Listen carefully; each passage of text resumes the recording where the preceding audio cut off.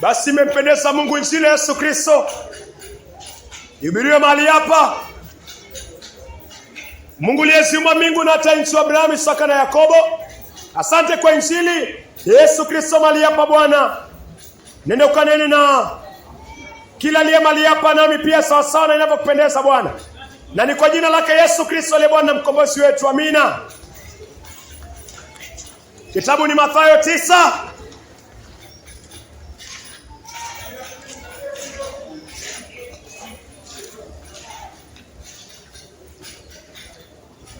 Mathayo 9 kuanzia 10.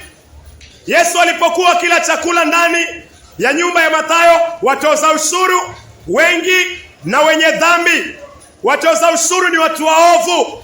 Watoza ushuru wengi na wenye dhambi wakaja kula pamoja naye na wanafunzi wake Mafarisayo walipoona mambo hayo, wakawauliza wanafunzi wake, Kwa nini mwalimu wenu anakula pamoja na watoza ushuru na wenye dhambi? Mafarisayo wakauliza, kwa nini mwalimu wenu anakula pamoja na watoza ushuru na wenye dhambi? Mstari wa 12. Lakini Yesu aliposikia haya akawaambia, watu wenye afya hawahitaji tabibu. Watu wenye afya hawahitaji tabibu, lakini wale walio wagonjwa. Yesu anasema wale walio wagonjwa ndio wanaohitaji tabibu. Ukiwa na dhambi, ukiwa na maisha machafu, Yesu anakuita mgonjwa. Wewe nani? Wewe waweza kuwa uko na afya, unafikiri haumwi na kichwa, hauna malaria, hauna TB, hauna ugonjwa wote, lakini kuna kitu unafaa uelewe. Yesu akimwona mwenye dhambi, Yesu anamuita mgonjwa. Kuna ugonjwa hatari sana zaidi ya kansa. Kuna ugonjwa hatari sana zaidi ya ukimwi. Ugonjwa ni ugonjwa gani? Tarejelea tena kwa uwezo wa Mungu. Mstari wa 11. Mafarisayo walipoona mambo haya wakauliza wanafunzi wake, kwa nini mwalimu wenu anakula pamoja na watoza ushuru na wenye dhambi? Lakini Yesu aliposikia haya akawaambia, watu wenye afya hawahitaji tabibu, lakini wale walio wagonjwa.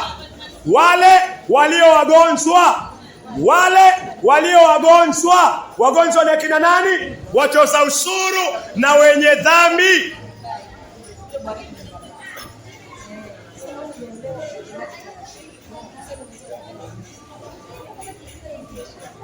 Watu wenye afya hawahitaji tabibu, lakini wale walio wagonjwa ndio wanaohitaji tabibu. Dhambi ni ugonjwa. Kwa mwenye dhambi mbele za Yesu Kristo, Yesu anakuona kama mgonjwa. Unachukuliaje dhambi? Nani?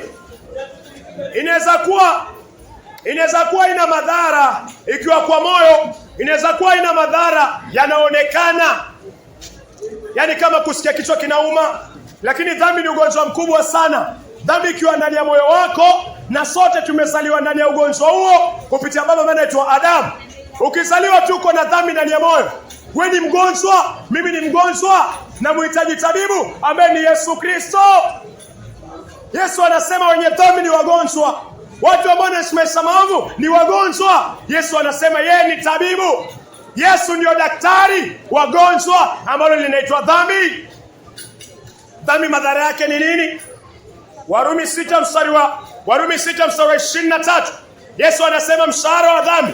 Yesu ndani ya Paulo anasema mshahara wa dhambi ni mauti. Mshahara wa dhambi ni mauti. Mauti gani? Mauti ya pili, si wala moto. Ufunuo 21:8. Bali waoga, wasioamini, wazinzi, wauaji, waabudu sanamu pamoja na waongo wote, mahali pao ni katika lile ziwa liwakalo moto na kibiriti. Hii ndiyo mauti ya pili. Ukiwa na dhambi ndani ya moyo, Ukiwa unaitenda dhambi, wewe ni mgonjwa mkubwa sana. Dhambi ni ugonjwa mkubwa sana. Na kama iko kwa moyo wako hujazaliwa mara ya pili, wewe nani? Wewe huyu. Ukiwa na kansa wewe unatetemeka kweli. Unaona maisha yamekwisha. Kansa inaweza kuweka tu chini. Lakini kitu ambacho kinakuweka chini milele kwa ziwa la moto ni ugonjwa wa dhambi. Ugonjwa wa dhambi. Yesu anasema yeye ni tabibu. Kwa nini ni tabibu? Yesu yuko na nguvu ya kukupatia toba. Yesu yuko na nguvu ya kukupatia toba, ya kukugeuza kutoka kwa dhambi zako. Na Yesu yuko na damu. Yesu yuko na damu ya kuosha hizo dhambi zako zote. Yeye ndo anaitwa tabibu. Ugonjwa mkubwa ni dhambi, na Yesu Kristo ndio tabibu. Dini zingine, dini zingine zinaweza kuwa zinaonekana za kweli, lakini kuna kitu dini zingine hazina. Dini haina damu. Dini ambayo haina damu haiwezi kuweka huru mbali na dhambi. Mshahara wa dhambi ni mauti, na dhambi haiondolewi pasipo umwagikaji wa damu. Yesu yuko na damu ndani yake. Yesu anasema ukimwona mwenye dhambi jua ni mgonjwa. Mgonjwa nini? Ukiona wanawake moyo wako unaenda mbio. Yesu akiwa ndani utakuwa na self control. Si wewe, lakini yule aliye ndani yako ashashinda dhambi, utakuwa na self control.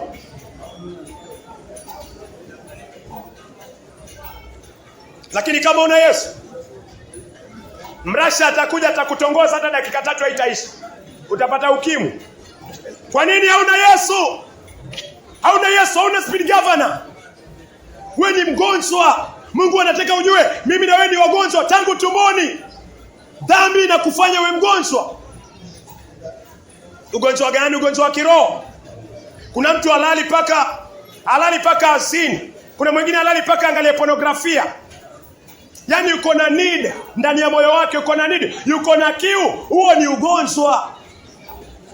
Yesu anasema wenye dhambi ndio wagonjwa wanaomhitaji yeye ambaye ni tabibu. Kuna mtu lazima, unajua hiyo ya, kuna mtu lazima aibe. Kuna mtu lazima aibe, siku aishi lazima aibe. Kuna mtu siku aishi lazima atukane. Kama hajatukana anasikia kuna kitu ambacho kimekosekana na maisha yake. Yesu anasema huu ni ugonjwa. Kuna watu waheshimu wazazi na ndio nature yao. Huu ni ugonjwa. Mimi na wewe ni wagonjwa tangu bustanini mwa Edeni. Mimi na wewe tulikuwa kwa viuno vya Adamu. Adamu akiasi, mimi na wewe tuko ndani ya viuno vya Adamu. Adamu alipoenda kinyume na neno la Mungu, mimi na wewe tukahesabiwa dhambi. Warumi 5:12. Kwa hiyo kama kwa mtu mmoja dhambi iliingia ulimwenguni, ulimwengu ni moyo wako, ulimwengu ni moyo wangu, tukazaliwa na hiyo dhambi. Uko na ugonjwa. Uko na ugonjwa. Saburi. Mimi pia nilikuwa na ugonjwa. Unapotoka tafadhali nilikuwa ukidia vipindi vyetu. Na kuna watu pia wako mali hapo wameokoka kweli, hao wamepata tiba. Lakini kama hujazaliwa mara ya pili kiBiblia, kuna ugonjwa unaitwa dhambi. Zaburi ya 51:5. Zaburi ya 51:5. Hakika mimi nilizaliwa mwenye dhambi. Hakika mimi nilizaliwa mwenye dhambi. Mwenye dhambi tangu.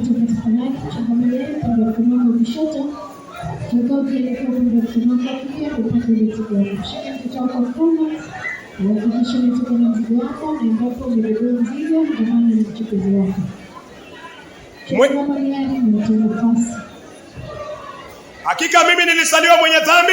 Zaburi ya 51:5. Hakika mimi nilizaliwa mwenye dhambi tangu nilipotungwa mimba kwa mama yangu. Kila mtu akizaliwa, Yesu anasema, maandiko anasema ni mwenye dhambi. Na Yesu anasema wagonjwa, watu wenye afya hawahitaji tabibu, lakini wagonjwa ambao ni wenye dhambi. Wewe unamhitaji Yesu Kristo maana una ugonjwa. Mimi nazidi kumhitaji Yesu Kristo kila siku. Kuna ugonjwa unaitwa dhambi, ni hatari zaidi ya kansa. Na na tabibu ni Yesu Kristo, maana ni Yesu peke yake yuko na damu ya kuosha hiyo dhambi. Yesu anakuambia utubu. Yesu akianza kuhubiri injili, neno la kwanza alianza kuhubiri ni toba. Yesu akianza kuhubiri injili alitumia neno toba. Huyu daktari ambaye anaitwa Yesu Kristo amwagi damu yake mpaka akuhakikishie na kuhubirie ugeuke kutoka kwa dhambi. Mathayo 4:17. Huyu tangu wakati huo Yesu alianza kuhubiri akisema tubuni. Yesu alianza kuhubiri akisema tubuni. Yesu alianza kuhubiri. Wewe nani? Wewe. Yesu akisema njoo uchukue maji. Yesu akisema chukua kitambara. Yesu akusema njoo uchukue chumvi. Yesu alisema Mathayo 4:17, tangu wakati huo Yesu alianza kuhubiri akisema tubuni. Tubuni. Kwa maana ufalme wa mbinguni umekaribia. Kutubu ni kukiri maovu yako na kuachana nayo. Wewe uko na mwanaume wewe, si ndio, na hujaoana naye huyu. Wewe nafikiri sikujui. Yesu anasema kutubu ni useme mbele za Mungu na uachane nayo. Uachane naye. Uachane naye. Mwanamke vile vile. Hiyo ndio kutubu. Wewe unadanganya tu kwa simu, kolikoni unasema uko live. Wewe mara ngapi umedanganya? Wewe uongo mmoja tu. Wewe uongo mmoja tu na kuingiza jehanamu. Wadanganya. Wamdanganya mke wako. Kuna watu wawili wameshikana hapa wanaenda huko. Na mmoja ameolewa na wanaenda tunauko hapa. Mungu anakuona. Mungu anakuona. Kuna watu hawajaona wako hapa wawili wanashikana. Mwenda kufanya starehe huko.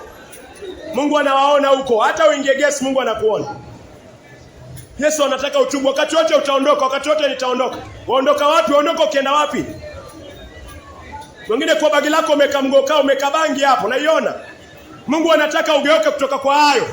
Wapanga venye utapata mshahara hivi karibuni ulewe. Wazazi wafikiri, watoto wako ujali, alafu wataka Mungu akujali. Geuka kutoka kwa njia mbaya. Muda wa kutenda dhambi umeisha. Muda wa uovu umeisha. Mungu anataka tukomae. Umtumikie yule aliyekuumba na aliyekupatia pumzi.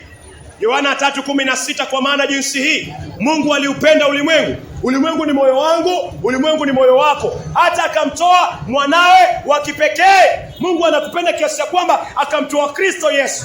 Akachukua dhambi zako na zangu, machafu yangu na yako, akaweka kwa Yesu Kristo. Mungu akayahukumu. Yesu akamwaga damu. Dhambi zako zikaoshwa, zangu zikaoshwa. Yesu anatuambia tugeuke kutoka kwa hizo dhambi, tuamini damu yake, tuoshwe, tutakaswe, tuanze maisha mapya.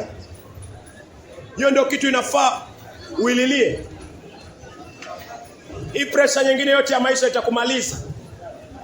Walevi wa 60, mlevi ambaye alilewa 62 huko nyuma na mlevi analewa 2026, hawana tofauti, maisha yako sawa. Yule alianguka kwa mitaro, huwa anaanguka kwa mtaro. Mwanamke ambaye alilala na wanaume 80s, maisha yake venyewe anaishia. Na yule yuko hapa 2026 analala na wanaume, maisha yake yatakuwa tu sawa. Dhambi ni ugonjwa. Dhambi ni ugonjwa. Mlilie Kristo. Anzia mahali, tafuta kanisa, anza kwenda. Uko na magoti yaeke chini, mlilie Muumba wako. Anzia mahali. Mungu anataka uanzie mahali. Yesu ashatolewa. Wewe unafikiria hesabu gani? Wewe mmeoana wewe? Umemwoa wewe mwanamke? Ama mnaenda tu? Mungu anataka toba. Geuka kwa njia mbaya. Geuka kwa njia mbaya. Hakuna kitu kibaya kama dhambi. Mungu anaichukia dhambi, na dhambi ni ugonjwa mkubwa sana. Yesu ni tabibu, ndani yake kuna damu. Yesu anakuita ugeuke kutoka kwa njia mbaya, uamini damu yake, dhambi zako zioshwe. Ugeuke kutoka kwa njia mbaya, uamini damu yake. Mwenye dhambi yote ni mgonjwa wa dhambi. Mungu anataka toba. Geuka kutoka kwa njia mbaya. Yesu ndio tabibu, ndio mgonjwa wote. Yesu anasema ni mwenye dhambi. Mgonjwa yeyote Yesu anasema ni mwenye dhambi. Mungu anataka toba. Geuka kwa sigara, geuka kwa miraa, geuka kwa mugoka, haina faida. Haina faida. Haina faida. Faida iko ndani ya Yesu Kristo na kumjua Yesu Kristo. Hapo ndio kuna faida. Hapo ndio kuna uzima.